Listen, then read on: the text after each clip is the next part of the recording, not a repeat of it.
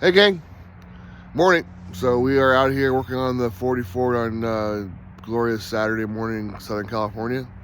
Um, this is, like I said, this is the 40 Ford Coupe that was caught in a shop fire, burned pretty bad. The roof fell down on it, so it's got some issues I haven't got to yet, but it's gonna be pushed back up. I think it'll be okay. The front group was done, came with no hood. Fenders were toast. So I would have had to buy a whole front group anyways.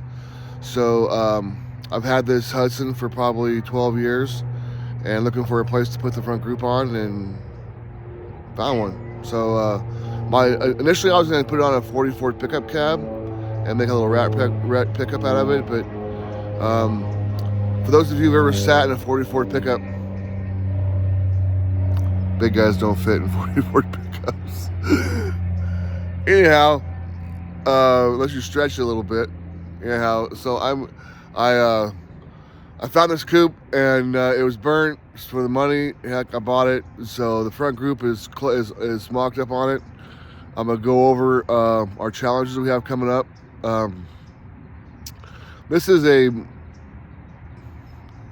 back burner of projects. I never should be doing this thing. I have like 8 in front of it, but I want to get rid of that Terraplane, and this gives me a place to take all the parts off it I'm going to use, put in this thing. I'll get it, I don't know, along, and then get rid of the Terraplane. I have this down to finish up later on. So we're going to end up probably using the frame from the Terraplane because it has all the mounting points for the front end, and we're going to have to use some of the cowl from the Terraplane also. And I'm going to use the dash from the Terraplane. So it's really going to be a Terraplane when it's all done.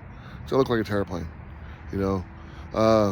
The difference is, if you ever looked at a Terraplane coupe or a sedan, they're actually pretty wide. They're 4 inches plus wider than a Ford in the cab. And the roof has a real high crown line. You know, it's like real fat, so you can wear your top hat in the car.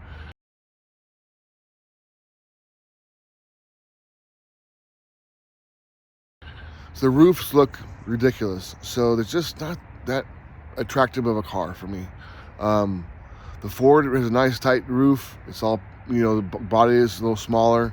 So what I'm gonna do is I'm gonna shrink the back of the hood a little bit so that it fits the cowl, and then I'm going to bring the fenders in to meet the cowl. I'm gonna end up using the cowl from the other car, like I said, because it has all the right shaping for the hood and the fenders to fit. Anyway, let me turn this around so you can see it better on the car. All right, there it is. I think it looks pretty good. I mean, I really, really like it. So the front fenders don't have that the square area in the back of them. You see this area here where the normal Ford fenders would have come back here and then dropped off. These have more of a swooping line to them, which I actually prefer. The hood is in position for the most part, but you can see when it's up, it's out about 2 inches here. That's where it belongs. And it's actually pushed over some. So I have to narrow the hood 2 inches and make it fit the cowl. And then, of course, when I bring the fenders inside, it'll give them an area to go to.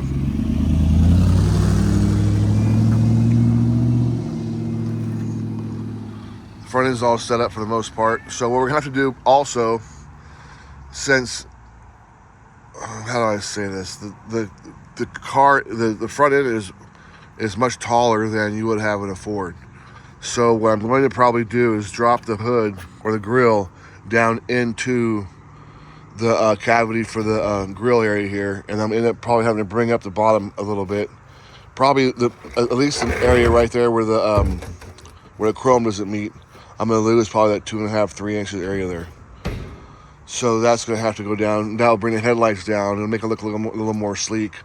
And it'll bring up, I can raise the back fenders. You see how low the fenders are. I mean, they're all the way down to here. You know, it's optical illusion with that plywood there.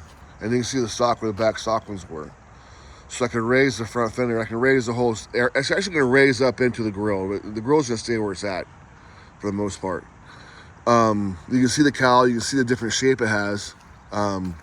So I need this area here. I can make it, but why? I have it all on the Hudson. I'm not going to be using anything Hudson for anything else. So I just take that part off it. Then we'll use the dash out of the Hudson, and then so that'll pretty much get the front group set on the car. But right now it's just mocked up. I want to see if it was even feasible. It even looked halfway decent, and I did that. So I made a cart for it. I made a cart out of a roof rack my son left here, a pipe rack for a big truck. So anyhow, that's where we're at right now. What other problems we have? I'm not forgetting something. We're probably gonna end up using the running boards from the Hudson because the way they fall into here, into the fenders here. So I want to retain that kind of that molded area there, and then I'll kick the back of the fenders off of, or the front portion of the fenders off of the Terraplane, and I'll meld those into there so the running boards fit the fenders well. Rear fenders, okay, that's what I want to get to. So we see the shape of the front fenders. They kind of drop off with a peak. They have a hard line here, this peak area here.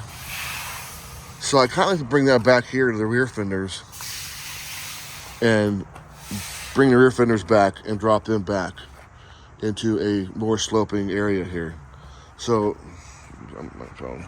So if I brought this back to here, in this area here, and put a hard line up the fenders, I'm gonna have to widen. If I since the front fenders are much wider than the back of the car, front fenders are 4 inches wider than the back of the car is. So it's gonna look stupid with the front end wider than the back of the car. So I gotta widen the back fenders anyways. So that's another issue we have to deal with because it's just not gonna look right having a fat nose. And then so that the rear fenders, I'll stretch those back. I'll peak them. I'll probably go ahead and lose the Ford area here because I want to run as much non-disclosed. I don't want it to look like a Ford. Sorry, it's just not going to look like a Ford when I'm done. And this body line, I have to cut this out, smooth this in because I don't have anything on the hood. If the hood split somewhere close to there, I could probably fake it, but I'll just lose the line. Next big thing I'm going to do is I'm going to make it into a 3-window. So I need a couple doors so I can stretch these doors out. I probably use these for cores because they're pretty wasted. They got tweaked out in the heat. So I need a pair of doors I can stretch, and then we're gonna make it into a 3-window. Chop it probably, I don't know, 4 inches or so, and then so full custom. It's the way to go for me. And then but like I said, I'm gonna be working a little bit here, a little bit there. It's gonna take a lot of time to get done. So please don't, think that I just don't work on stuff. I have 4 57s, 50 or Tri-5s in my shop right now, and 20 other cars that fit in there. I am buried right now. So anyway, I'm trying to keep up with the shop stuff plus do my own personal builds. So anyway, talk to you later. Thanks for stopping in. Do me a favor and like and subscribe. If you got any questions or comments, if you think this is stupid, let me know. If you think it's cool, well, let me know too. I think it's gonna be kind of fun. I like going to car shows and seeing something different. I have mad respect for 44s. That to me was one of my favorite cars when I was a kid, man. Or still is. I love them, but I don't have the parts. So why should I go out and spend $2,000 on all the parts, or $1,500 or so for all the parts to build the front group out when I already have the Hudson stuff and I need a place for it to go to? So we'll build something different, and hopefully it comes out pretty cool, and we'll go from there. Anyway, bye now.